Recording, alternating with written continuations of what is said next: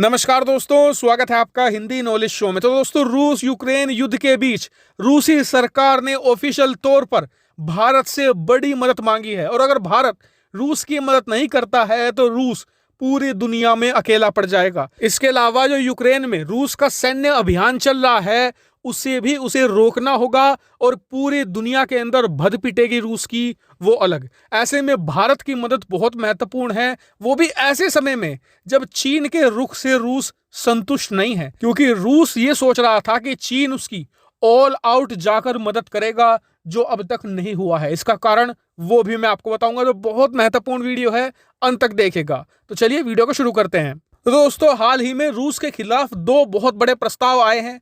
पहला है अमेरिकी संसद का और दूसरा है यूएनएससी का, यानी कि यूनाइटेड नेशन सिक्योरिटी काउंसिल का।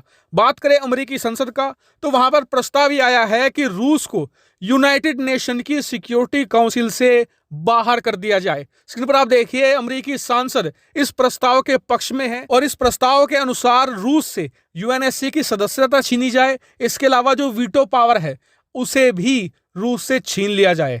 यह प्रस्ताव पास हो सकता है, और अगर पास होता है तो क्या वाकई में ही अमेरिका ये करने में कामयाब हो जाएगा, वो तो मैं आपको बताऊंगा ही। लेकिन उससे पहले दूसरा प्रस्ताव सुन लीजिए। अब दूसरा प्रस्ताव आया है संयुक्त राष्ट्र सुरक्षा परिषद में। तो यहां पर प्रस्ताव में ये लिखा है कि सबसे पहले तो सभी देश मिलकर रूस की निंदा करते हैं कि यूक्रेन के अंदर जो रूस ने कार्रवाई करी है। इसके अलावा रूस तत्काल प्रभाव से अपना सैन्य अभियान रोके और यूक्रेन से वापस लौटे। और इस प्रस्ताव पर अब से कुछ घंटे बाद वोटिंग होनी है, और इस वोटिंग में भारत का रोल अहम है। क्यों? क्योंकि भारत अस्थायी सदस्य है इस समय यूएनएससी का। अब दिक्कत रूस को ये आ रही है कि उसके पक्ष में कोई भी देश खड़ा होने को तैयार नहीं है।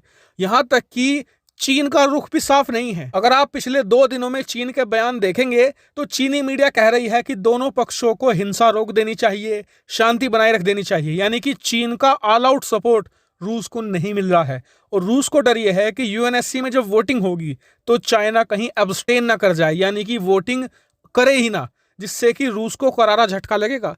क्योंकि चीन के अलावा रूस को किसी और देश से उम्मीद नहीं है कि वो उसके पक्ष में वोटिंग करेगा। हालांकि इस प्रस्ताव को रूस तब भी रोक सकता है क्योंकि उसके पास वीटो पावर है। लेकिन दिक्कत प्रस्ताव रोकने की नहीं है, दिक्कत यह है कि इससे यह साबित हो जाएगा कि रूस पूरी दुनिया में अकेला पड़ चुका है, कोई भी उसका साथ देने वाला नहीं है। रशिया पर भयंकर दबाव आएगा। ऐसे में रूस ने भारत से मदद की गुहार करी है कि इस वोटिंग में आप हमारा साथ दीजिए।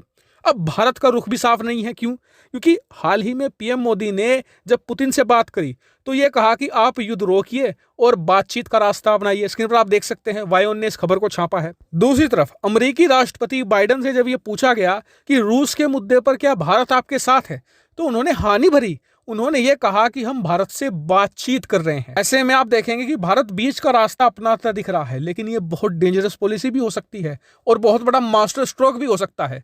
डेंजरस इसलिए क्योंकि इससे रूस भी नाराज हो सकता है और अमेरिका भी नाराज हो सकता है। लेकिन फिलहाल के लिए तो भारत इसी रास्ते पर चलेगा और हो सकता है कि यूएनएससी में हम एब्सटेन कर जाएं, यानी कि वोटिंग करें ही ना आज शाम को। इसके अलावा हम बात करें अमेरिकी संसद के प्रस्ताव की कि क्या रूस को यूएनएससी से बाहर किया जा सकता है, तो देखिए, कागज पर तो ये पूरी तरीके से संभव है, लेकिन अगर आप प्रैक्टिकली देखें तो ऐसा नहीं हो सकता। क्योंकि चीन वहां पर बैठा हुआ है। चीन को पता है कि भविष्य में उसका टकराव भारत के साथ होगा, उसका टकराव अमेरिका के साथ होगा। तो ऐसे में यूएनएससी में उसे रूस जैसा एक देश चाहिए होगा जिसके पास वीटो पावर हो।